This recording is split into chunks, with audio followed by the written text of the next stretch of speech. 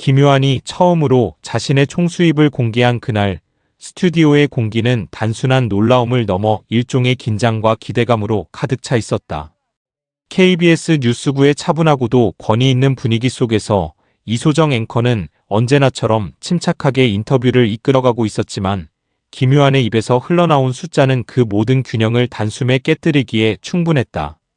그 숫자는 단순히 많다라는 표현으로는 설명할 수 없는 수준이었고 이소정 앵커가 순간적으로 말을 잇지 못하고 아무나 볼 수 있는 숫자가 아닙니다라고 말한 것은 결코 과장이 아니었다.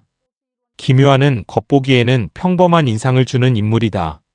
부드러운 미소, 과하게 꾸미지 않은 옷차림, 그리고 상대를 편안하게 만드는 말투까지. 하지만 그의 내면에는 치밀하게 계산된 사업 감각과 누구보다 빠르게 기회를 포착하는 능력이 자리 잡고 있다. 그의 인생을 바꾼 것은 단 한 번의 대박이 아니라 수많은 선택과 실패, 그리고 그 실패에서 얻은 교훈들이었다. 그의 아내 이주연은 방송에서 우리 남편은 장사로 인생을 바꾼 사람이라고 자랑스럽게 말했지만 그 말 속에는 단순한 칭찬 이상의 의미가 담겨 있었다.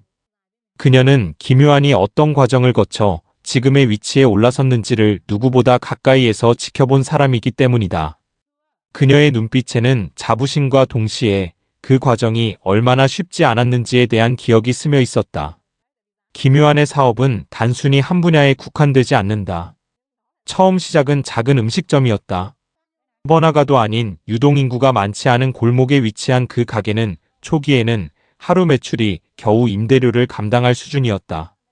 그러나 그는 포기하지 않았다. 그는 메뉴를 계속해서 바꾸고 고객의 반응을 세밀하게 분석했다. 어떤 음식이 남는지, 어떤 음식이 반복 주문되는지, 고객들이 어떤 시간대에 몰리는지까지 철저히 기록했다. 그 과정에서 그는 경험이 곧 데이터라는 사실을 깨닫게 된다. 이후 그는 음식의 맛뿐만 아니라 공간의 분위기, 서비스의 속도, 직원들의 표정까지도 하나의 상품으로 바라보기 시작했다.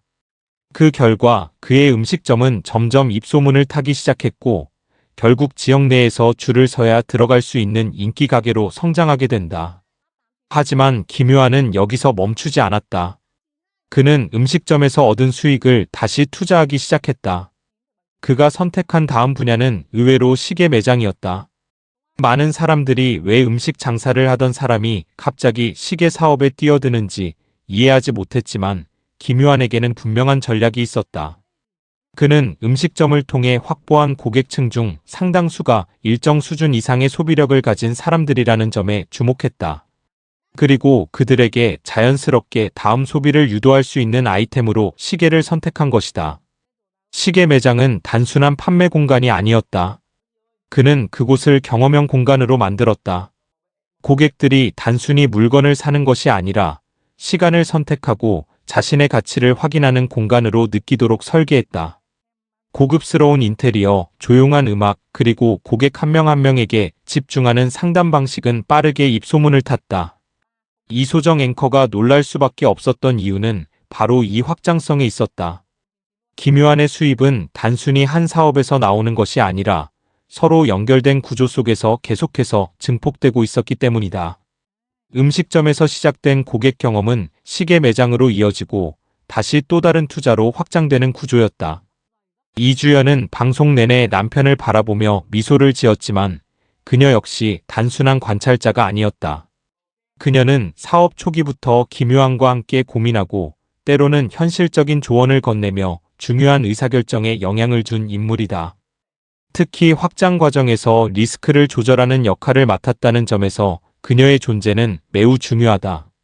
그렇다면 앞으로 이들의 행보는 어떻게 될까? 첫 번째 가능성은 브랜드화다. 지금까지의 사업이 각각의 성공적인 개별 프로젝트였다면 앞으로는 이를 하나의 브랜드로 묶어 더 큰 시장으로 확장할 가능성이 크다.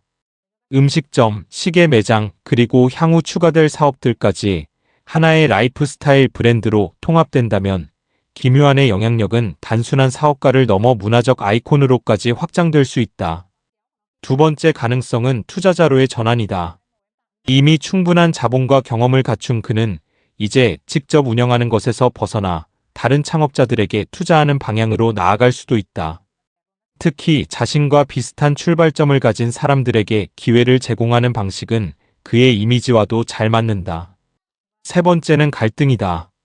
성공이 커질수록 내부적인 긴장도 함께 증가하기 마련이다. 사업의 확장 속도, 리스크 관리, 그리고 개인적인 삶과 일의 균형 문제 등은 언제든지 갈등의 요소가 될 수 있다. 특히 부부가 함께 사업을 운영하는 구조에서는 감정과 판단이 충돌할 가능성도 존재한다. 이주연의 역할 역시 앞으로 더욱 중요해질 것이다. 그녀는 단순한 성공한 남편의 아내가 아니라 함께 방향을 설정하고 균형을 유지하는 파트너로서의 위치를 더욱 확고히 하게 될 가능성이 크다. 그녀가 어떤 선택을 하느냐에 따라 김유한의 사업 방향 역시 크게 달라질 수 있다. 결국 이 이야기는 단순히 한 남자의 성공 스토리가 아니다. 이것은 선택과 반복, 실패와 학습, 그리고 관계 속에서 만들어진 복합적인 성장의 이야기다.